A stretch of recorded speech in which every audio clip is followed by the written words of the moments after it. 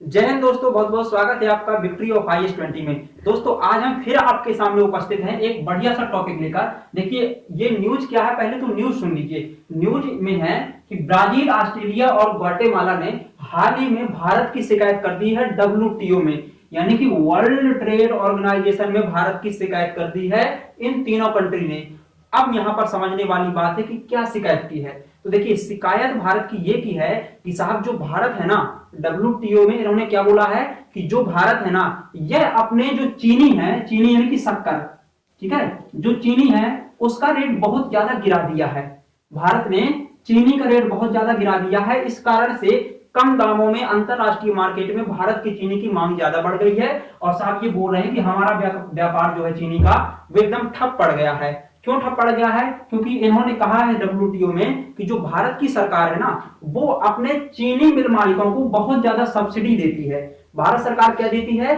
चीनी मिल के मालिकों को बहुत ज्यादा सब्सिडी देती है, जिसके कारण जो चीनी मिल मालिक हैं वो अपनी चीनी को सस्ता बेचते हैं और उनको जो नुकसान होता है उस नुकसान की भरपाई भारत सरकार करती है। तो इस चीज का विरोध इन्होंने किया है और इसी को लेकर के WTO में भारत की शिकायत की है। अब दोस्तों ये थोड़ा सा उलझा हुआ मैटर है, इसको समझना पड़ेगा कि आखिर कैसे भारत सरकार चीनी मिल मालिकों को सब्सिडी देती है। क्या इस जो सब्सिडी दी जाती है, इस सब्सिडी का ये अंतरराष्ट्रीय जो कंट्री है, अदर कंट्री, ये कंट्री विरोध क्यों कर रहे हैं? क्योंकि भारत सरकार है, सरकार यहाँ पर भारत की है। हम जो हमारा इंडिया कंट्री है ये एक स्वतंत्र देश है, ठीक है। हम अपने चीनी मिल मालिकों को कुछ भी दे सकते हैं, सब्सिडी दें, कुछ भी दें, आखिर इनको क्या फर्क पड़ रहा है? तो साहब इनको देखिए सबसे बड़ा फर्क पड़ रहा है कि जो भारत सरकार चीनी मिल मालिकों को सब्सिडी देती है ना, तो इसकी वजह से चीनी मिल मालिक भारत के अपने जो चीनी को सस्ते रेट में बेचते हैं और उनका जो नुकसान होता है वो भारत सरकार पूरा कर देती है। तो इस कारण से अंतरराष्ट्रीय मार्केट में भारत की जो चीनी है, चीनी यानी शक्कर, वो सस्ते रेट पर जाती है और इनकी चीनी वही महंगे दामों पर जाती है। इस कारण इनकी कम बेची जाती है, इनकी मांग कम उठती है अंतरराष्ट्रीय मार्केट में। तो सबसे पहले देखिए इस चीज को अभी हम और ज्यादा इलेबोरेट करेंगे। थोड़ा सा पहले एक चीज समझ लीजिए। देखिए यहाँ पर जो WTO है दोस्तों, WTO की स्थापना 1995 में हुई थी, ठीक। WTO की स्थापना कब हुई थी? 1995 में। इससे पहले क्या था? इससे पहले क्या था WTO से पहले? तो देखिए WTO से पहले 1948 में एक एग्रीमेंट हुआ था। 1948 में एक एग्रीमेंट हुआ था। उस एग्रीमेंट का नाम क्या था? GATT, यानी कि general agreement for trade and tariff. यह एक संस्था बनाई गई थी। देखिए 1945 में विश्व युद्ध समाप्त हुआ था और 1945 में विश्व युद्ध समाप्त होने के बाद क्या हुआ कि सभी देशों में एक सहमति बनी थी कि हम लोग क्या करेंगे, एक अंतरराष्ट्रीय व्यापार के लिए एक ऐसा संगठन बनाएंगे जो पूरे देशों के व्यापार को संभालेगा, उसके लिए नियम कानून बनाएगा। तो सभी देशों के बीच में सहमति बनी, तो उसी सहमति के आधार पर एक एग्रीमेंट हुआ, जिस एग्रीमेंट का नाम है general agreement for trade and tariff, ठीक है। तो इस तरह का ये एग्रीमेंट किया गया। कब किया गया? 1948 में।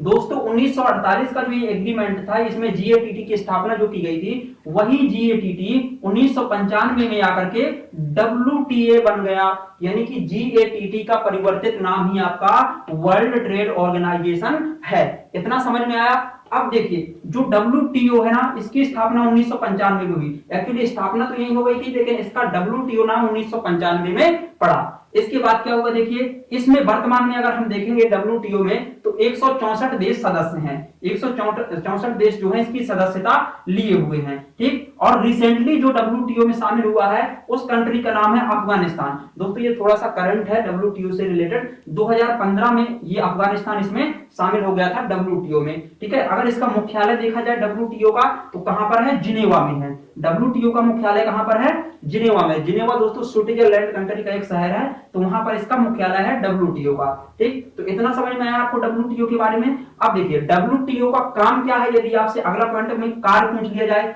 इसका काम क्या है, तो दोस्तों इसका काम ये है कि विश्व के जितने भी देश हैं ना, जो आपस में एक दूसरे के साथ में व्यापार करते हैं, उन सबके व्यापार को नियंत्रण करना है ना। पता चले कि किसी कंट्री के पास में अनाज पैदा होता है तो वो अनाज बेचता है दूसरों को, किसी के पास टेक्नोलॉजी या मशीन ज्यादा है तो वो अपना मशीन और टेक्नोलॉजी बेचते हैं दूसरे देशों को, ठीक है। तो मतलब एक समन्वय बना रहे, है ना। तो इस तरह के समन्वय को स्थापित करना WTO का मुख्य काम है, ठीक। अब देखिए यहाँ पर हमने थोड़ा सा लिख दिया है IMF और वर्ल्ड बैंक यानी कि विश्व बैंक। तो दोस्तों इंडियन जो ये IMF है ना, इंटरनेशनल अंतरराष्ट्रीय मुद्रा कोष, ठीक है, और ये वर्ल्ड बैंक है, इन दोनों की स्थापना 1945 में की गई थी ब्रेटन वुड्स योजना के तहत। IMF और वर्ल्ड बैंक की स्थापना 1945 में ब्रेटन वुड्स योजना के तहत की गई थी, इसलिए इन दोनों संस्थाओं को ब्रेटन वुड्स ट्विंस के नाम से जाना जाता है। एग्जाम में दोस्तों इसी तरह से क्वेश्चन पूछ लिए जाते हैं कि निम्नलिखित में से कौन कौन सी संस्था है जिनको ब्रेटन वुड्स ट्विंस के नाम से जाना जाता है। तो ब्रेटन वुड्स ट्विंस के नाम से IMF और वर्ल्ड बैंक को जाना जाता है, जिनकी स्थापना 1945 में दोस्तों हुई थी। ठीक, इतना आपको समझ में आया। अब यहाँ पर देखिए, समझ लीजिए कि यहाँ पर शिकायत किसने की है, ब्राजील, ऑस्ट्रेलिया और ग्वाटेमाला ने भारत की शिकायत की है WTO में। क्या शिकायत की है कि साहब जो भारत है ना वो अपने चीनी मिल मालिकों को सब्सिडी देता है, सब्सिडी देकर के उनकी चीनी सस्ती हो जाती है। तो देखिए होता क्या है यहाँ पर, ये पूरा मामला समझ लीजिए। देखिए जैसे मान लीजिए कि एक तरफ यहाँ पर क्या है, ब्राजील, ठीक है, ब्राजील भी चीनी उत्पादक देशों में सबसे नंबर 1 पर है, और 2014 से 19 तक देखें तो सबसे ज्यादा चीनी का जो व्यापार है ना वो भारत का हुआ है। तो एक तरफ मान लीजिए कि भारत है, मतलब ब्राजील के साथ में ये तीनों कंट्री शामिल हो जाएंगे, एक ऑस्ट्रेलिया, ग्वाटेमाला, ये सब, ठीक, इन्होंने तीनों ने शिकायत की है, इसलिए इसका नाम लिख दिया है। जैसे मान लीजिए कि आपका ये ब्राजील है, ब्राजील सपोज दैट कि 30 रुपए पर किलो के हिसाब से, 30 रुपए पर किलो के हिसाब से चीनी बेच रहा है, ठीक, तो भारत भी इतना ही बेचेगा ना 30 रुपए पर किलो के हिसाब से। लेकिन भारत की सरकार ने बोला कि नहीं साहब ऐसा मत करो आप, है ना, भारत की सरकार ने अपने जो मालिक है ना, मिल मालिक जो चीनी का व्यापार करते हैं, उनसे कहा कि आप साहब 25 रुपए किलो बेचो, आपको बहुत ज्यादा फायदा हो जाएगा।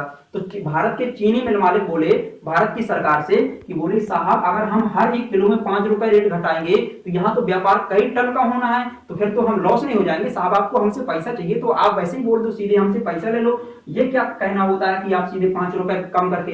तो सरकार ने कहा कि बेटा इतना समझो कि अगर आप यहाँ पर 5 रुपए कम करके अंतरराष्ट्रीय बाजार में अपनी चीनी बेचोगे ना तो आपको घाटा कितना हुआ, तो ये बोले 5 रुपए हर किलो में, ठीक है, 5 रुपए का हो रहा है इनको घाटा, जबकि ये 30 रुपए किलो बेच रहे हैं, ठीक। तो सरकार ने कहा कि हम हर किलो का 5 रुपए आपको देंगे, यानी कि जो आपको नुकसान हो रहा है ना उस नुकसान की भरपाई हम करेंगे। ये किसने कहा दोस्तों, ये बात कही मोदी जी ने, यानी कि मोदी गवर्नमेंट ने भारत के चीनी मिल मालिकों से कहा।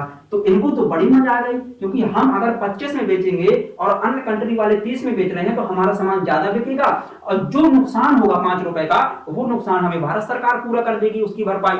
तो इनको बड़ी मजा आई, तो इन्होंने बेचना चालू किया, तो भारत की चीनी सबसे ज्यादा मार्केट में बिकने लगी, है ना। अब ब्राजील 30 रुपए किलो बेच रहा था तो इसकी तो कोई पूछ ही नहीं कर रहा था, है ना। आप ही बताइए अगर किसी दुकान में सामान सस्ता मिलेगा तो आप वहीं से खरीदेंगे ना, कि वहां से खरीदेंगे जहां पर महंगा मिलेगा, ठीक। तो इसीलिए यहां पर क्या हुआ कि अब देखिए ब्राजील पहुंच गया कहां पर, WTO में। ब्राजील ने कहा कि साहब ये तो चीटिंग हो गई। क्या चीटिंग हो गई कि भारत की सरकार भारत की मिल मालिकों को ये जो 5 रुपए की सब्सिडी दे रही है ना, ये तो गलत बात है भाई। ऐसी सब्सिडी अगर देगी सरकार तो फिर हमारा तो कारोबार ही बंद हो जाएगा, हमारा धंधा ही चौपट हो जाएगा, ठीक। तो इस तरह की बात हुई।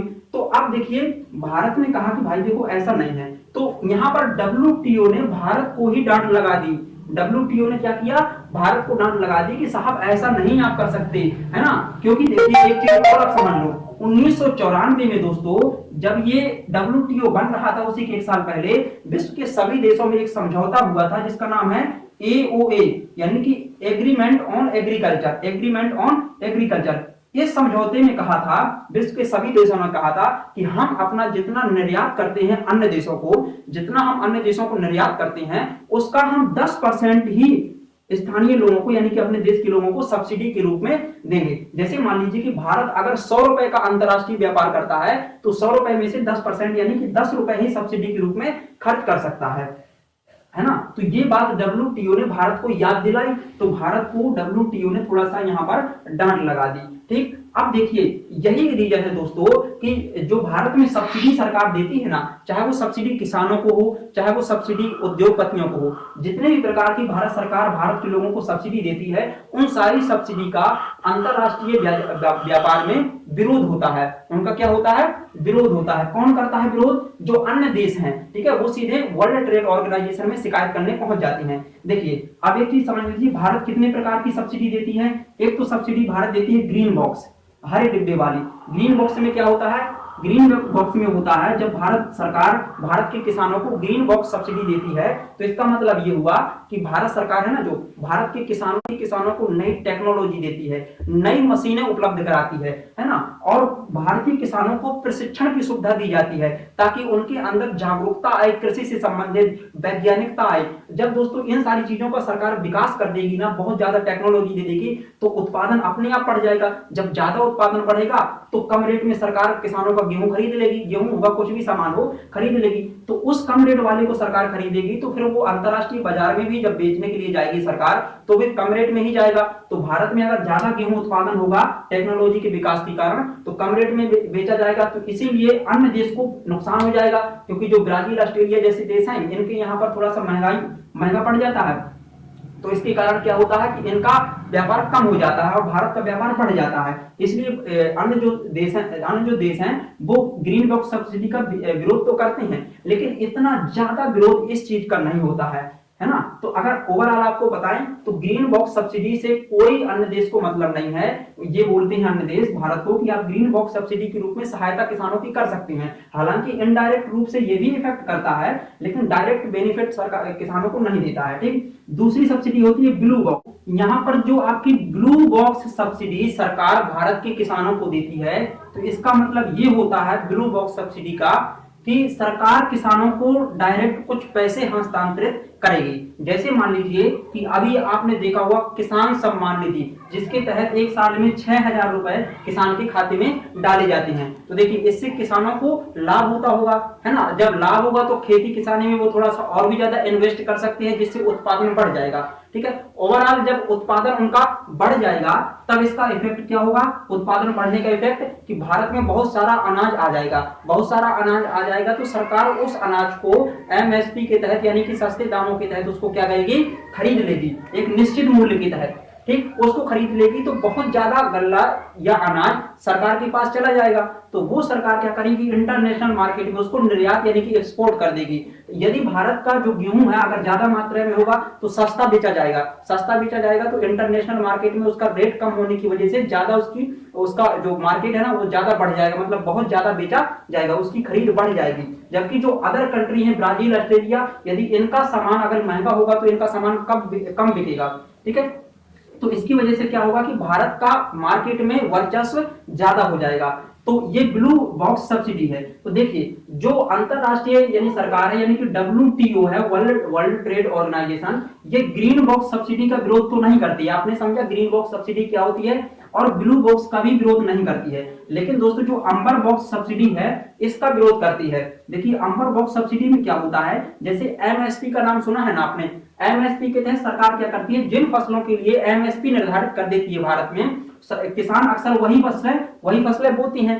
तो मान लीजिए कि सरकार को किसी साल गेहूं का उत्पादन बढ़ाना है, तो क्या करेगी, गेहूं के लिए एमएसपी का रेट थोड़ा सा ज्यादा कर देगी। ठीक है, मिनिमम सपोर्ट प्राइस थोड़ा सा बढ़ा देगी, अनुदान थोड़ा सा सरकार बढ़ा देगी। तो इसकी वजह से बहुत सारे किसान गेहूं बो देंगे। जब गेहूं ज्यादा हो जाएगा तो वो सस्ते रेट में बेचा जाएगा।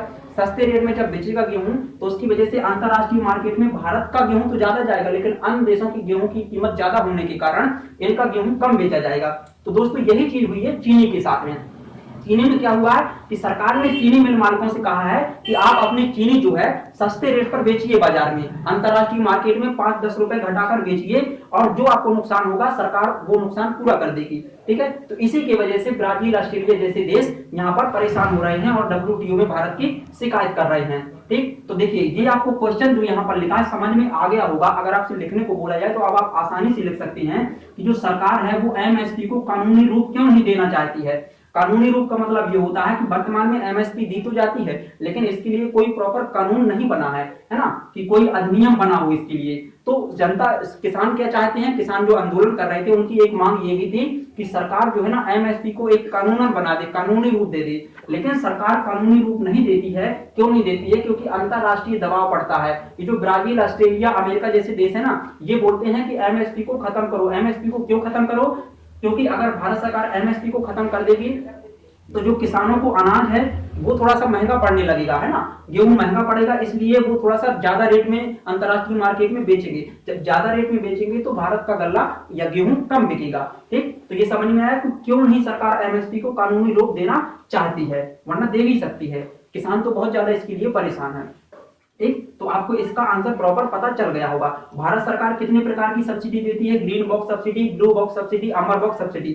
ये दोनों सब्सिडी WTO इसका विरोध करती है, अमेरिका जैसे देश इनका विरोध करते हैं। सॉरी, अमेरिका जैसे देश या WTO इनका विरोध तो नहीं करते हैं, क्योंकि ग्रीन बॉक्स में अक्सर क्या होता है कि जो वैज्ञानिक पद्धति पर बढ़ावा दिया जाता है कि बीज की क्वालिटी अच्छी रहेगी, उर्वरक देंगे हम आपको, सरकार ये इस तरह से ये करती है। ठीक है, मतलब इनडायरेक्ट बेनिफिट देती है किसानों को। लेकिन अमर बॉक्स में डायरेक्ट बेनिफिट दिया जाता है MSP के थ्रू। तो इसीलिए अमेरिका और WTO इन सब चीजों का विरोध कर रहे हैं। तो दोस्तों उम्मीद करता हूं कि आपको ये सारा मुद्दा समझ में आया होगा, WTO की स्थापना समझ में आई होगी, ये GATT क्या है, ये सारा चीज आपको समझ में आ चुकी होगी। तो दोस्तों हम फिर से मिलते हैं किसी नए बहुत ही अच्छे टॉपिक के साथ में। दोस्तों इस सेशन में हम लोग क्या करते हैं कि कोई भी अंतरराष्ट्रीय जो न्यूज होती है जिसमें बहुत सारी संस्थाएं इन्वॉल्व रहती हैं, उन न्यूज को हम उठाते हैं और उसको प्रॉपर एनालाइज करते हैं। तो दोस्तों बने रहिए हमारे साथ, और वीडियो पसंद आए तो चैनल को सब्सक्राइब करें, वीडियो को लाइक और शेयर करें। धन्यवाद।